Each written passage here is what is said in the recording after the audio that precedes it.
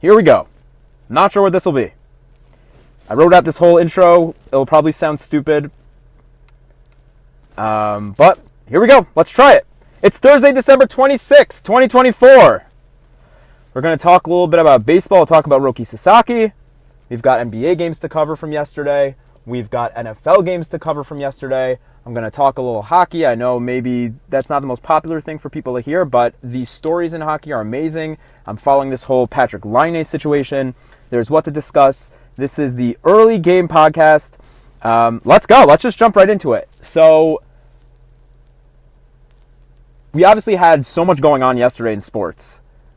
And the NFL, who have played on Christmas before, but never on a Tuesday or Wednesday. So they make their NFL on Christmas debut, I guess, in a sense that it's one of those 2 days, one of those obscure days of the week that we don't normally get football. And the main topic going into this was how is Netflix going to do with covering football with their football coverage, right? And the main question coming into this was after the Jake Paul, Mike Tyson situation where the coverage wasn't good, there was technical difficulties and a lot of complaints and a lot of bad PR. The question was, how is this going to play for the NFL?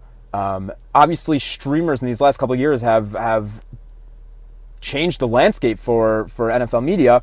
And so people were really interested to see what was going to happen.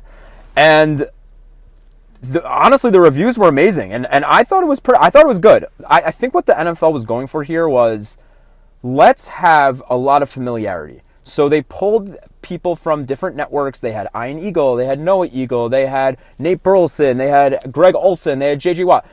It was a lot of familiarity. When you watched this broadcast, when you watched games on Netflix, you felt like you were just watching, typical coverage on a Sunday.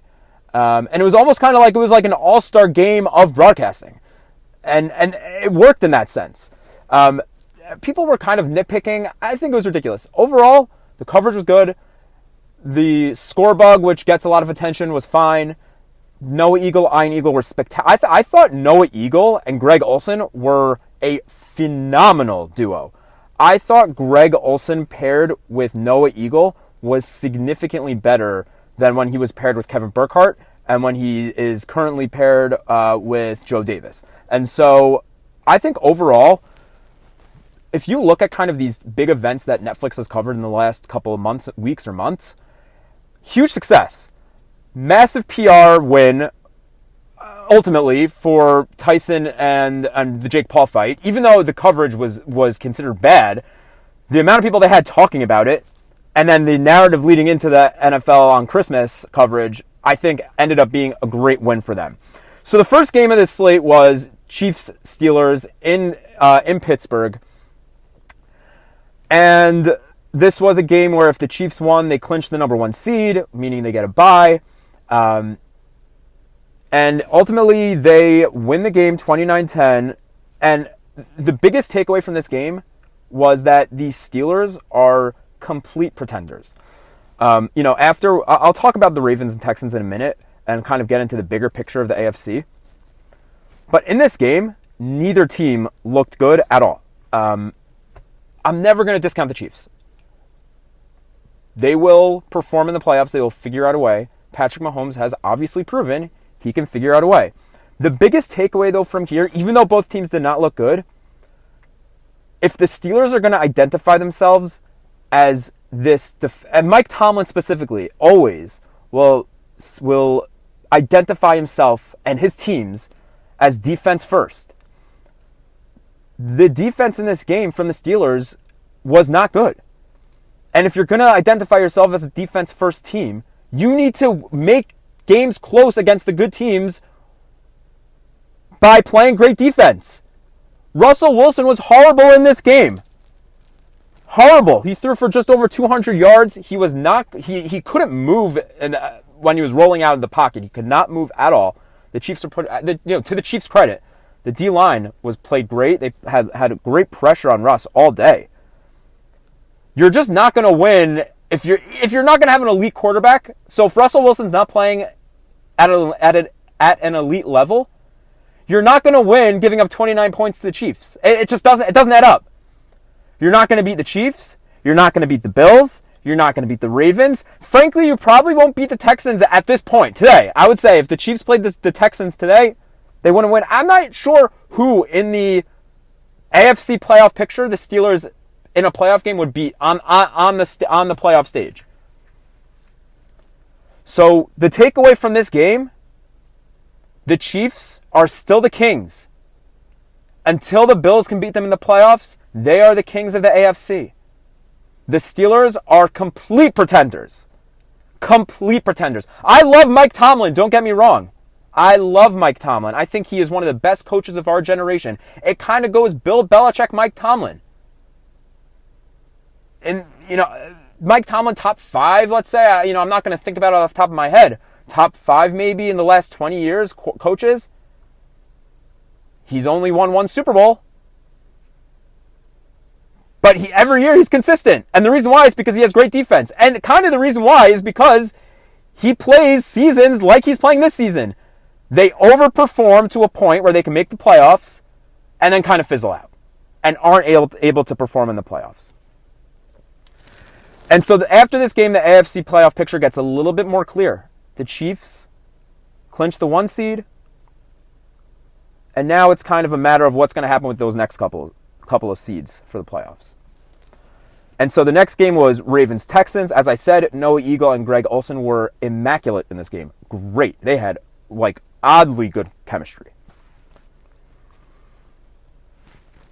Lamar Jackson in this game looked spectacular. He looked like, and will be, in my opinion, the MVP. I know a lot of people are saying it's going to be Josh Allen. I think Josh Allen's spectacular. I love Josh Allen. But the narrative is going to be with the Ravens now fighting, the Ravens having what to play for, and the Bills pretty much able to lock up the 2 seed on Sunday. I think that it's going to come down to Week 18, and I think Lamar is going to be playing Week 18. I don't think Josh is going to play so much in Week 18. And so I do think that Lamar ends up winning the MVP. On top of that, I think the biggest threat to the Chiefs in this division are the Ravens. They beat a good Houston team. This is a good Houston beat the Bills. Don't forget that. A good Houston team. Now I know Tank Dell's injured, but CJ Stroud has shown he can play well in the playoffs, at least on a very small sample size. And they went out there and they destroyed. They made that offense look silly. Lamar played fantastic. Derrick Henry is great. And when you have obviously this narrative has been spoken about through the whole season. But when you have a running attack with Lamar and Derrick Henry, and you don't know, and you can kind of play schemes off of that, it's dangerous. And by the way, let's just set aside the Chiefs for a second. Let's just compare the Ravens to the other teams they'll be competing with, right? The Bills have historically had a horrible time containing Derrick Henry. Now, they've done a solid job against Lamar. But you're telling me that today you would take the Bills to beat the Ravens? I'm not so sure. I think that the biggest threat to the Chiefs today, and yesterday was an exclamation point on that 31-2 win over the Texans in a game that was uncompetitive. The Ravens are probably the biggest threat to the Chiefs, and if I wasn't so paranoid about the Chiefs, and I was kind of being a little bit more objective about it, I think I'd pick the Ravens today to beat the Chiefs and to win the AFC. The Ravens are peaking right now. The question is, can they extend it into the playoffs? But the Ravens right now, today and tomorrow, really showed they are on paper and on film the best team. Now, when push comes to shove, who knows what's going to happen? I'm not betting against the Chiefs. My only point is, today, the team on paper that's the best in the AFC, and maybe in the NFL, I think is the Baltimore Ravens. And so the other big story yesterday was this Adam Schefter tweet.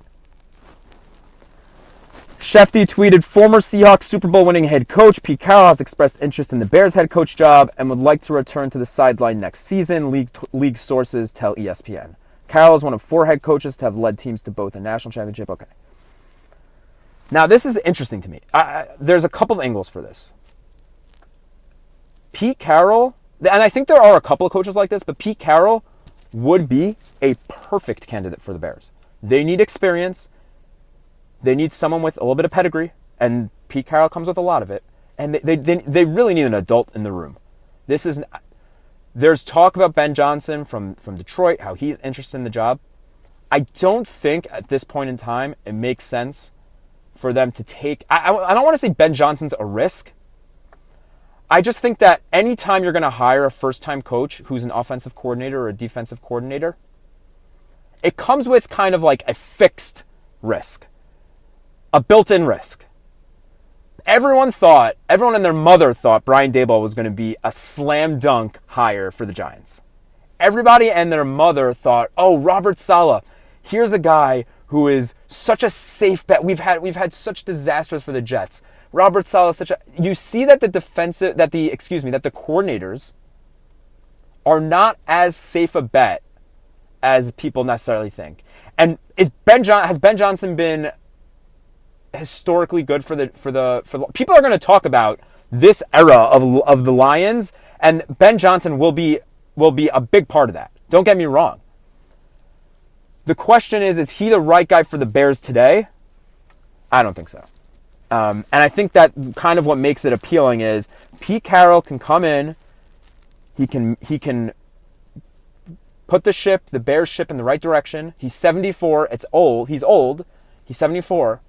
He probably has about 5 to 7 more years in him, and that's really giving him, a little extra leeway there, probably closer to 5.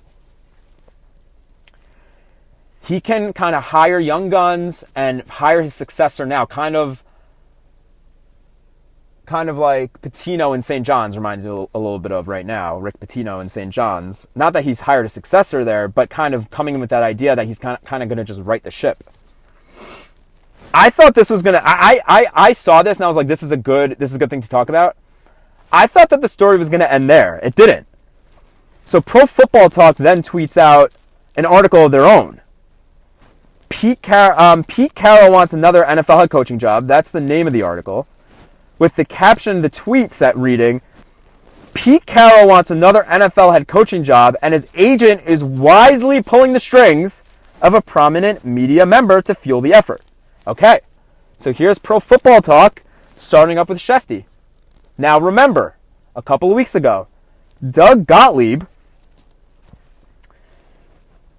who is the coach of the Green Bay, I think it's Green Bay University maybe, their basketball team. He is also a radio host on Fox. It's a little bit of a funky dynamic. So Shefty and Doug Gottlieb got into a very similar altercation. Shefty tweets about, I believe, Michael Vick and NIL. Doug Gottlieb says that's not true. Shefty then responds basically making fun of the fact that he's in last place in the Horizon League. And it went viral. So so Pro Football Talk posts that article.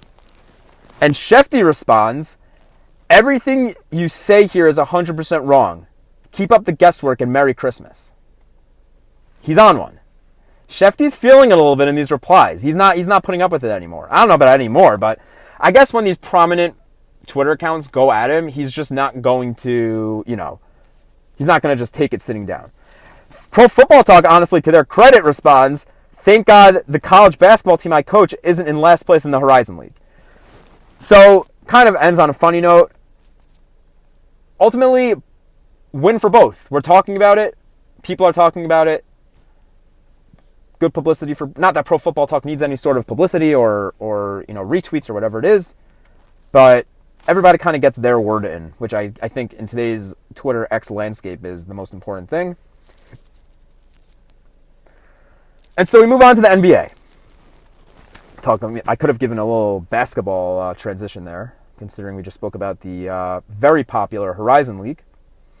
And so just like the NFL debuts a new broadcast, so did the NBA, and this is part of the, funny enough, what Manningcast kind of started out to be with these altcasts. It's turned into kind of testing the waters for different types. That turned into last year, I forgot who was the first one to do it. It might have been, I think it was Disney with the NHL actually, which is kind of funny. But they had this Disney Channel altcast to, I think it was one of the outdoor games. And they used characters from Disney Channel. And so now the NBA decided they're going to do a altcast of a Christmas Day game. So this altcast was a Mickey Mouse inspired altcast. It took place on Main Street, USA. By the way, side point, that sounded so bizarre when they were talking about Main Street, USA. Why couldn't they have said, like, the Disney Castle or something like that? Main Street, USA just sounded odd. Maybe it's because I live close to a main street and it just was weird for me. I don't know. So they had Drew Carter calling this with Monica McNutt. I think that was a good duo. Fine. I think that Monica McNutt kind of like kept veering towards very analytical analysis, and clearly that's not what this was. She was good. Drew Carter was good. It was the kind of thing where you're going to look back in like 10 years and you're going to be like, remember how bad technology was 10 years ago? And we're going to look and we're going to be like, wow, that Disney altcast looked horrible. For what it is, like for the fact that today they made a broadcast like that, it was obviously extremely impressive. But like, even in 2 years from now, we're going to look back and be like, that really did not look good. This was a good broadcast if you were watching with kids. I'm not trying to hate on it. You couldn't follow the broadcast if you actually wanted to enjoy the game. And so like for example, I think they had Goofy was the Goofy was Wemby, I think. So I'm not sure I mentioned this. It was Spurs-Knicks was the game. So Victor Wembanyama, I think, was they just used Goofy, and they just kept referring to him as Goofy. So if you're like, look, if you're a kid that just wants to enjoy, great. And that's hopefully that's what this could be meant for in the future. If you're an adult, which I think there was a lot of scenarios like this, where you were an adult and you wanted to watch the game with your kids and with your family. If you were like even slightly more than a casual viewer, it was sort of unwatchable. Now, like, I'm not trying to be like the Grinch here, like on Christmas Day, spend time with your family, blah, blah, blah, fine. Overall, it was great. Just not for anybody that's more than a casual fan, it was a little bit hard to follow. So now to the actual game. So Spurs came into this one 9th in the West, Knicks are 3rd in the East. I'm still having a hard time getting used to the whole playoff situation in the NBA.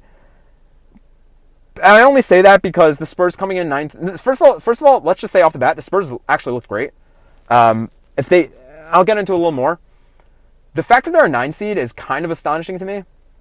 I guess I kind of just proved myself wrong that if you have a team that looked as good as the Spurs did yesterday in the 9th seed, it gives you kind of more room to expand the playoffs. That's besides the point. I go back and forth on if the play-in is good or not.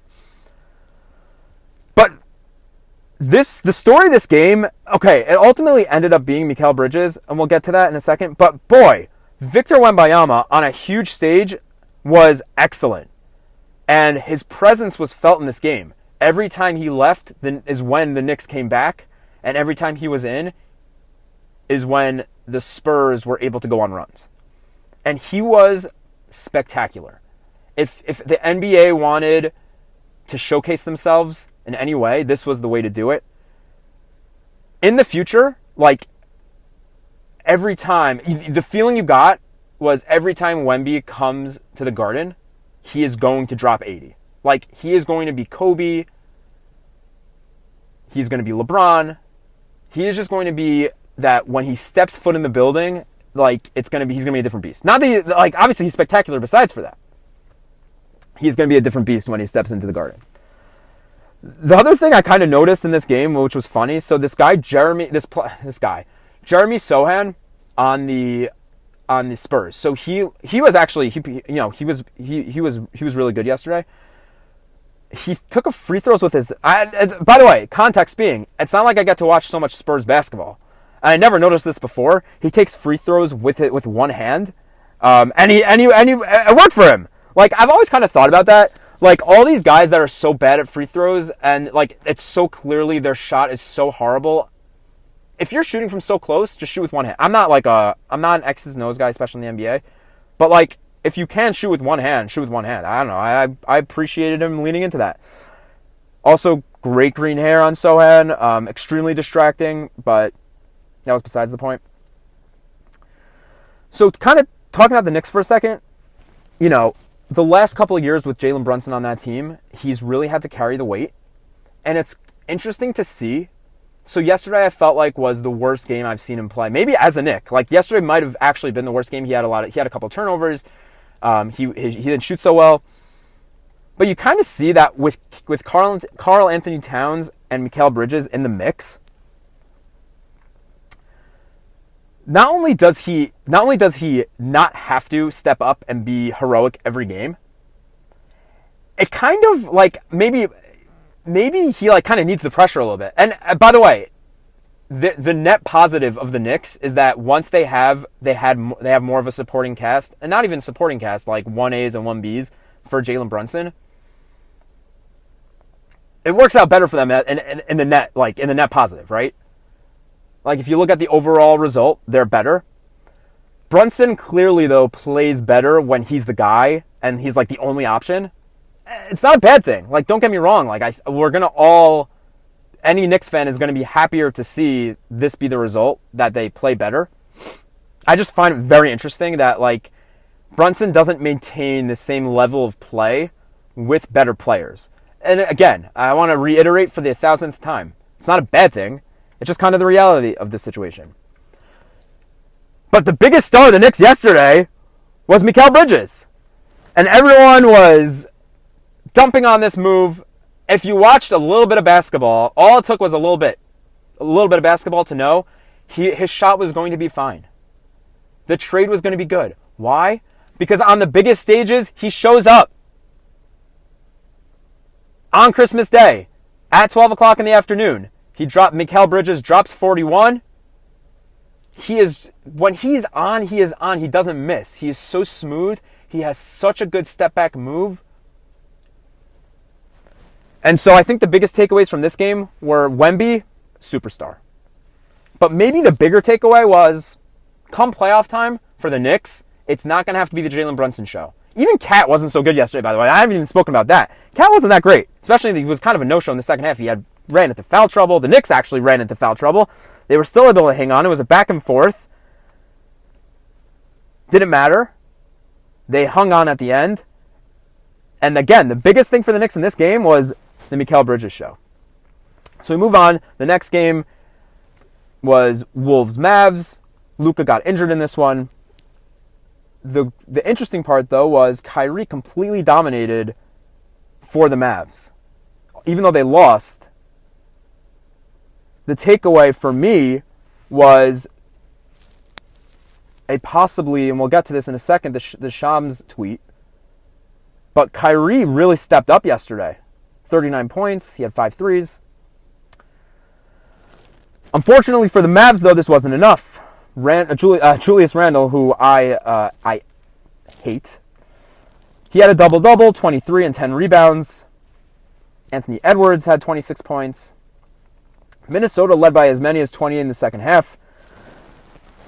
But the Mavs, and this was kind of the narrative of a lot of games yesterday. The Mavs inched back in. Didn't matter. The lead was actually cut to just 2 points with over a minute left. And Anthony Edwards kind of put the team on his back with 16 seconds left. He sealed up the game for them. They ended up winning the game. Shams, though, broke the news afterwards that the Dallas Mavericks are bracing for star Luka Doncic to miss an extended period of time after sustaining calf strain, sources tell me on ESPN McMahon. Doncic left the arena on crutches today in Dallas. He's expected to undergo an MRI on Thursday. And so kind of the loss yesterday ends up being a double, bad news as well for Doncic. Get a little preview of what the Mavs will look like without Luka. And it's going to have to be a lot of contributions from Kyrie. And maybe not even that. Maybe from outside of Kyrie, because his 39 yesterday wasn't enough. I thought it was also funny, by the way, about that game was I watched the Knicks. I'm a Knicks fan. I watched the Knicks. Then I got to see DiVincenzo, Randall, and Quentin Grimes all in that second game. So the game after that was Sixers at Celtics. And kind of, taking a step back after watching this game, it just felt like how did the Sixers won the game? The Sixers win the game. Good game, by the way. Big time another back and forth. Somehow the narrative, though, ends up, the feeling afterwards was a negative feeling in terms of Joel Embiid. And so, basically, before the game starts, Joel Embiid is taking pregame warm-ups. He injures himself, it looked like he was, practicing a flop almost. And he falls backwards into the guardrail and falls backwards, whatever. He still plays. Sixers actually played well. Really well. They had 3 players over 20 points. Embiid was one of them. Caleb Martin, Tyrese Maxey all had over 20. It was a back and forth. The Celtics really made it interesting. As I said, Sixers end up pulling it out 118-114. But for some reason, the only thing I could think about afterwards is the fact that A, Embiid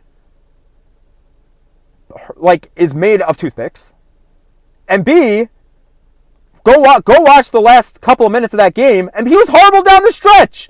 He had over 20 points,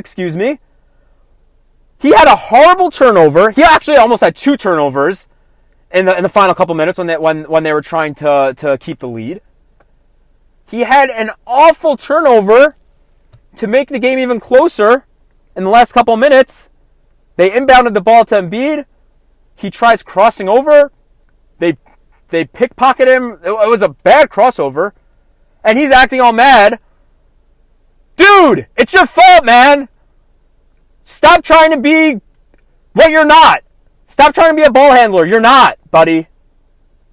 You are everything that's wrong with the NBA today. And it's crazy. We got a huge spectrum of... I was thinking about it. We got such a big spectrum of big men who try to be more than big men, right? We had Wemby, Cat, Embiid yesterday. Jokic. We got so much of that demonstrated. And Joel Embiid is the pure example of maybe why not to do that. Because late in the game, don't try to fool yourself that you have the confidence to bring the ball up when it's a close game late. You're trying to hold the lead. You're not good enough for that. I'm sorry. Joel Embiid, for so many reasons, is everything that's wrong with the NBA today. For so many reasons. That he doesn't play. And that the fact that we come out of this game, and it's a win, and the Sixers won, and I don't know why I'm even so angry about this. We come out of that game with man, Joel Embiid is super annoying. He is not fun to watch. He is literally no fun. It's so easy to... This team, 10 years ago, the Sixers, when the process and everything, it was so easy to root for them. I remember how easy it was. When they started being good after they tanked, it was easy. It's the polar opposite now. It's so easy to hate them. It's so easy to hate Embiid. I know they won, but that game, I think, really personified why the Sixers... I don't think they'll win a championship in the Embiid era. And we'll see. We'll see what happens. They're 11th in the East. They'll make the play-in. Obviously, anything... The classic term with the play-in, and this is one of the reasons why I don't like the play-in, is because everybody says, anything can happen. Okay, all right, bud. Anything can happen. The Sixers are not winning anything, and I don't even think they'd make it out of the first round if Embiid continues on this path. Okay, so the next game, was Lakers Warriors. Another big injury in this one. AD got injured early. Warriors were pesky down the stretch. And you know what? Watching this game, Austin Reeves, man, he was awesome down the stretch. He was great for the Lakers. Really, again, we kind of saw like very similar. They were all great games, but they were all kind of similar in that like a team was ahead. The team that ended up losing makes it interesting, but Austin Reeves for the Lakers was able to kind of stave them off, right? That being said, Steph in the last minute, holy cow. First of all, so he hits 2 threes down the stretch that were just amazing, great highlight reel material. Breen gives Steph a very rare non-Knicks double bang. Very rare. And, you know, in a game where we got to see kind of like LeBron and Steph ball out this late in their careers. I mean, I guess Steph isn't like so old. I mean, he's getting up there, but LeBron finishes with 31. Steph finishes with 38. Austin Reeves comes back down after Steph hits 2 threes, hits a layup that seals the game for the Lakers. They ended up winning by 2, 115-113. The game was great, but I think the biggest clickbaity, post-worthy event or thing that happened from the game. So afterwards, LeBron gets on the interview and says, I love the NFL, but this is our day. I'm thinking to myself, buddy, I hate to break it to you, and I'll get into this a little bit more. It really wasn't.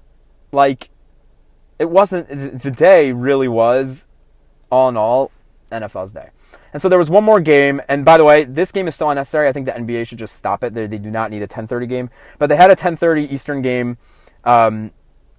This was Nuggets at Suns. Another game. The Suns end up winning 110-100. The Nuggets though kept it interesting. There was a tie game late into the third quarter, 75-75.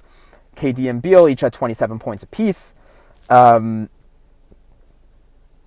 those two work well together. You watch them, and they really do work well together. The funny part of this game, for me, and Meek Phil, who I love from Barstool, tweeted, every minute of this game, I've been stuck in disbelief that DeAndre Jordan is still on an NBA roster. I've always kind of, and he's so right, and I've always kind of felt the same way about Russell Westbrook. He just really kind of turned into this journeyman, kind of like Rajon Rondo type situation. The funny thing is, though, Russ actually played pretty well in this one.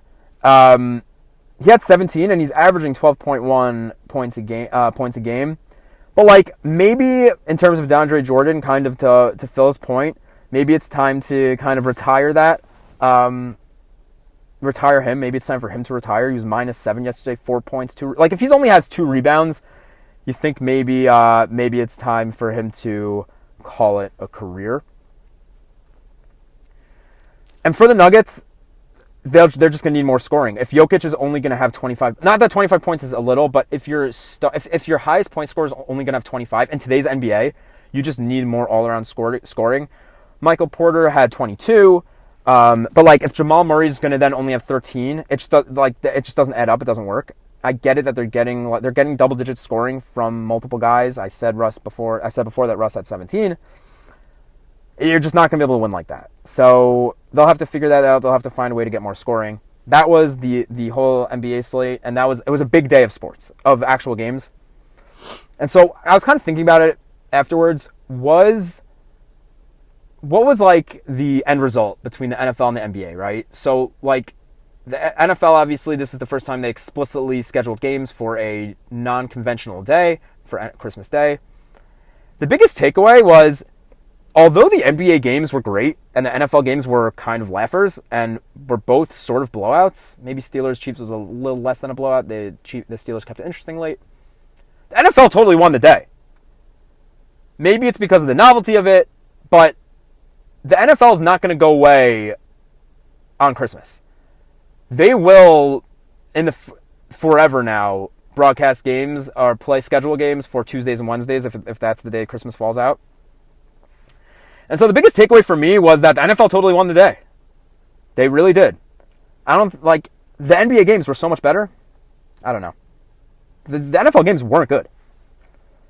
And I don't know. I think that if you kind of got the feeling on Twitter, it was that the NFL was more of the topic of conversation. Okay, let's talk about a little hockey here. I love this story. I don't love it. I think it's a little bit unfortunate. But the great thing about the NHL is it's a little looser and you get a little more drama. And so the other day, Patrick Laine, he is a forward for the Montreal Canadiens. He made this comment after. So he last year he was on the Columbus Blue Jackets. He requests a trade. He gets granted that trade in the offseason. The Blue Jackets trade into the Canadiens. And so so the other day he returned to Columbus to play his first game back. And so the quote he said was, "I feel like." So they asked him why he requested the trade, and his answer was, "I feel like we were just doing the same thing year after year. I was tired of losing and just giving up." And so Zach Werenski, he's a player for I believe he's the assistant captain for Columbus, did not appreciate that. He said, "It's unfortunate. As guys here, we were nothing but good teammates to him, nothing but good friends to him. For him to bash on us like that, I think it's just unacceptable." Now, I kind of look, before I even I went to see what fans thought of this, but before I even thought of that, my thought was didn't seem so offensive, what he said. But clearly, they took offense to it. And I think there's added context to this. So for anybody who doesn't know, the Blue Jackets captain and one of the best American-born hockey players ever, Johnny Gaudreau. So he unfortunately got hit by a car in this past offseason and passed away. And so I think that kind of adds this context to it where maybe there should be this added level of sensitivity. Jared MCCLT, he tweeted, "I think the fact that he came back and said all without even a word about Johnny, who spearheaded this campaign for him, is the most disgusting part of all this. There's no longer any doubt that Laine is as self-centered as they come." So clearly the fans, there's more, you could see that to them, there's an added layer to this. Tim Show McNaughey tweeted, "Patrick Laine is by far the laziest player I've ever seen in the NHL. Before he starts throwing around that team's players aren't committed to winning, he should look inside himself and see if he actually wants to play hard enough to win." And look, I kind of feel a point here. The Blue Jackets, the Gaudreau thing kind of adds another layer to another angle to that is to accuse them of giving up. They gave a massive contract to Johnny Gaudreau. So that's kind of, to say that they gave up is kind of accusing them of not trying. I think that's kind of not fair. But then Suitable Elias tweets, and this is kind of the counterpoint to that. "I'm a neutral party here, but Laine's comments didn't seem that offensive, and if people are this offended, they were probably true," which we knew they're true because Don Waddell said they're true. So, look, ultimately, I think that both sides have good arguments and good points. But Laine has to recognize the situation and the context. Don't upset a whole fan base that you used to play for by maybe saying something that is pretty true. Although, honestly, I don't think it's so true. They clearly tried. They brought in Laine, who's a great player. They brought in Johnny Gaudreau. But man, the Blue Jackets in general just have had a horrible couple of years. Horrible. Between competitiveness and off the ice stuff. And so finally, we will end this episode with a piece about baseball. There was this tweet, and I'm not exactly sure where this was pulled from. So Doc Kev, he tweeted, I don't know, seemed like a screenshot from an article. I don't know how you can read this article on recruiting Roki Sasaki and not think the Mets would be the best option for him. It basically just goes into our recruiting Sasaki, here are some important factors that teams will prioritize: chances of winning, strength of the farm, financial resources, the pitching room, geography, analytics, translators, team leaders, and demonstrating how the team functions to the family. Okay. Yes, those are a lot of talking points of things that the Mets are great at. Now, on top of that, MLB Trade Rumors put out this article kind of just combining a lot of new information. So the 5 teams that have met with Roki Sasaki so far, the Mets, Yankees, Cubs, Rangers, and Giants. The reason why Roki Sasaki is so sought after is because he doesn't do a lot to your payroll. He's very cheap. It's pretty much the same price for every team. That's the way that players from Japan, the posting process, how they're able to come play in the United States. And so he benefits from that. And he also is considered to be one of the best Japanese prospects ever, pitching prospects. And so he's really up for grabs for any team. Any team that can convince him he is the best place for them, there's basically no financial ramifications. Any team that can convince him every team is on equal footing, right? So there's those 5 teams I just mentioned. The Dodgers and Padres are known to be getting meetings. It's the worst kept secret in sports. So that's at least 7. I'd have to guess that there's there could be probably up to 15 teams, I would say, that have a good shot at Roki. The question is, though, where does he go? And there's a lot of unknown. His Joe Wolf, his agent at the winter meetings a few weeks ago, kind of spoke about how he's willing to play for a big market. He also could benefit from a smaller market. Of the teams that we just mentioned, I'm just going to go out there and say, I think the Cubs are sneaky, a great fit for him at the very least. Whether it's reality, the Cubs check every box that I just mentioned. They are a big market team with a small market vibe. He can go there. They have Shota Imanaga already. They have some sort of infrastructure for Japanese players. And so I think kind of like this, do I think he ends up there? Probably not. But do I think that they can kind of make it far into this process, which gives a little more indication about where, by the way, side point, how far in the process these teams go kind of give an indication for if they check these boxes, right? So if you're a Cubs fan, you could feel good about them checking a lot of these boxes that Roki Sasaki is said to be requiring of his future team. I think the Cubs will make it far into this process. I think we're going to be talking about them as possibly a final team just because of how much of a perfect storm it seems to be for him and the Cubs. Okay, that's it. Nothing else to talk about. Enjoy the holiday week. We'll see if I ever come to you for another episode. This was the first episode of the Early Game Podcast. Thank you for listening. And yeah, we'll see what's next.